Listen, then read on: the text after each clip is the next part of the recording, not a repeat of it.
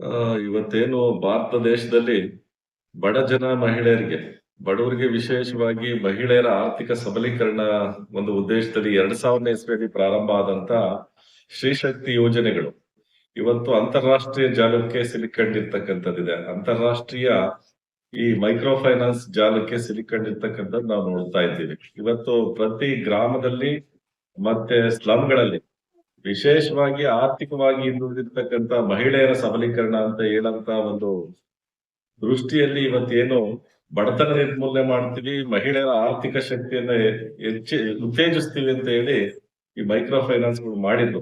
ಆ micro finance ಗಳು ಇವತ್ತು ಬಡತನದ ಮೇಲೆ ಲಾಭ ಮಾಡ್ತಕ್ಕಂತ ಒಂದು ಅಂತಾರಾಷ್ಟ್ರೀಯ ಜಾಲವನ್ನ ಎಣ್ದಿರ್ತಕ್ಕಂಥದ್ದಿದೆ. ಇದಕ್ಕೆ ವಿಶೇಷವಾಗಿ ಸ್ಲಂನಲ್ಲಿರ್ತಕ್ಕಂಥ ಮಹಿಳೆಯರು, ಎಲ್ಲಾ ಜಾತಿ ಧರ್ಮದ ಮಹಿಳೆಯರು, ಹಾಗೆ ಗ್ರಾಮಾಂತರ ಪ್ರದೇಶದಲ್ಲಿ ಇರ್ತಕ್ಕಂಥ ಆರ್ಥಿಕವಾಗಿ ಹಿಂದುಳಿದಂತ ದಲಿತ ಮಹಿಳೆಯರು ಇದರಲ್ಲಿ ಸಿಗಾಕೊಂಡಿರ್ತಕ್ಕಂಥದ್ದಿದೆ.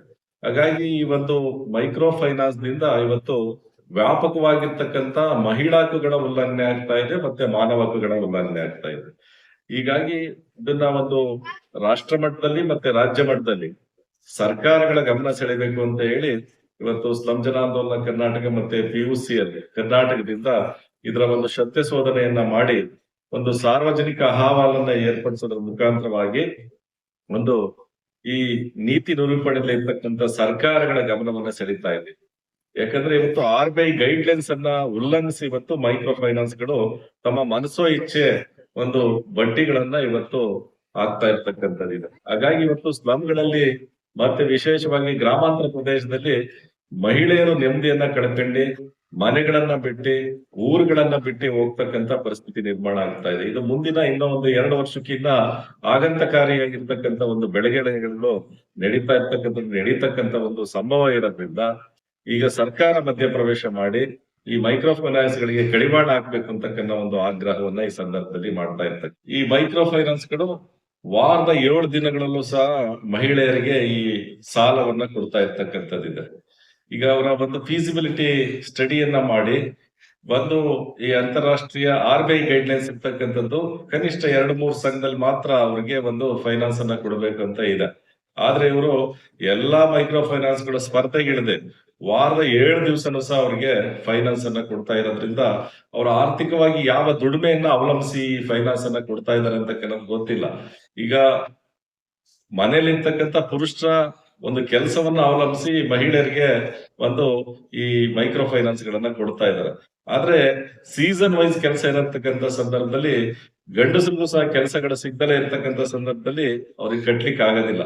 ಅಂತ ಸಂದರ್ಭದಲ್ಲಿ ಮಹಿಳೆಯರನ್ನ ವ್ಯಾಪಕವಾಗಿ ಹಿಂಸೆಗೊಳಪಡಿಸ್ತಕ್ಕಂಥ ಕೆಲಸಗಳಾಗ್ತಾ ಇದೆ. ಹಾಗಾಗಿ ಇಂಥ ಹಿಂಸೆಗಳಿಂದ ಮನನೊಂದು ಸುಮಾರು ಜನ ಆತ್ಮಹತ್ಯೆಗಳನ್ನ ಮಾಡ್ಕೊಂಡಿದ್ದಾರೆ. ಬೇರೆ ಬೇರೆ ನೆಮ್ಮದಿಯನ್ನ ಕಳ್ಕೊಂಡು ಹೊರಗಡೆ ಹೋಗ್ತಾ ಇರ್ತಕ್ಕಂಥದ್ದು ನಾವು ನೋಡ್ತಾ ಇದ್ದೀವಿ. ಹಾಗಾಗಿ ಈಗ ನಾವು ಇದ್ರ ಖಂಡಿಸಿ ಈಗಾಗ್ಲೇ DSS ಇಂದ ಜಿಲ್ಲೆಯಲ್ಲಿ ವ್ಯಾಪಕವಾಗಿರ್ತಕ್ಕಂಥ ಒಂದು ಹೋರಾಟ ಮಾಡಿದೆ. ನಾವು ಈ ಮೈಕ್ರೋ ಫೈನಾನ್ಸ್ ಬಂದಂತ ಸಂದರ್ಭದಲ್ಲೇ ಸುಮಾರು 2005-6ನೇ ಇಸ್ವಿಯಲ್ಲೇ ನಾವು ಪ್ರತಿಭಟನೆಯನ್ನ ಮಾಡಿರ್ತಕ್ಕಂಥದ್ದಿದೆ ತುಮಕೂರು ಕೊಡಗೇರಿ ಸಮಿತಿಯಿಂದ. ಯಾಕಂದ್ರೆ ಎಲ್ಲಾ ಸ್ಲಮ್ಸ್ ಗಳಲ್ಲಿ ಇದ್ರ ವ್ಯಾಪಕ ಜಾಲ ಇದ್ದಂಥದ್ದಿತ್ತು. ಶ್ರೀಶಕ್ತಿ ಸಂಘಗಳ ಹೆಸರಿನಲ್ಲಿ ಮಹಿಳೆಯರನ್ನ ಆರ್ಗನೈಸ್ ಮಾಡಿ ಈ ಮಾರ್ಕೆಟಿಂಗ್ ಮಾಡ್ತಕ್ಕಂಥ ಒಂದು ಜಾಲಕ್ಕೆ ಇದನ್ನ ಸಿಲುಕಿಸ್ತಕ್ಕಂಥದ್ದಾಗ್ತಾ ಇದೆ. ಹಾಗಾಗಿ ಇದನ್ನ 15 ವರ್ಷದಿಂದನೇ ನಾವು ಖಂಡಿಸ್ತಕ್ಕಂಥದ್ದಾಗಿತ್ತು. ಹಾಗಾಗಿ ಈಗ ಇದರ ಕರಾಳ ಸ್ವರೂಪ ಮುಖ ದೊಡ್ಡದಾಗಿ ಬೆಳವಣಿಗೆ ಆಗಿರ್ತಕ್ಕಂಥದ್ದಿದೆ. ಹಾಗಾಗಿ ಇನ್ನ ಮುಂದಿನ ದಿವಸದಲ್ಲಿ ಇದು ಇನ್ನಷ್ಟು ಒಂದು ಸಮಸ್ಯೆಗಳನ್ನ ಸೃಷ್ಟಿಸ್ತಕ್ಕಂಥದ್ರಿಂದ ನಾವು ಇದ್ರ ಬಗ್ಗೆ ಒಂದು ದೊಡ್ಡ ಮಟ್ಟದ ಹೋರಾಟವನ್ನು ಸಹ ಈಗ ಕೈಗೊಳ್ತಾ ಇದ್ದೀವಿ. ಈ ಹೋರಾಟವನ್ನ ಸರ್ಕಾರಗಳು, ಕರ್ನಾಟಕ ಸರ್ಕಾರ ಎಚ್ಚೆತ್ಕೊಂಡು ಮಧ್ಯಪ್ರವೇಶ ಮಾಡ್ಬೇಕು. ಈಗಾಗಲೇ ವಿಧಾನಸಭೆಯಲ್ಲಿ ಇದ್ರ ಬಗ್ಗೆ ಒಂದು ಬಿಲ್ ಅನ್ನು ಸಹ ಇತ್ತೀಚೆಗೆ ಬೆಳಗಾಂ ಅಧಿವೇಶನದಲ್ಲಿ ಪಾಸ್ ಮಾಡಿದ್ದಾರೆ. ಅದು ಎಫೆಕ್ಟಿವ್ ಆಗಿ ಅನುಷ್ಠಾನಗೊಳಿಸಬೇಕು ಅಂತಕ್ಕಂಥ ಈ ಸಂದರ್ಭದಲ್ಲಿ ನಾವು ಒತ್ತಾಯ ಮಾಡ್ತಾ ಇದ್ದೀವಿ. ಎನ್ ನರಸಿಂಹಮೂರ್ತಿ, ರಾಜ್ಯ ಸಂಚಾಲಕರು, ಸ್ಲಂ ಜನ ಆಂದೋಲನ ಕರ್ನಾಟಕ.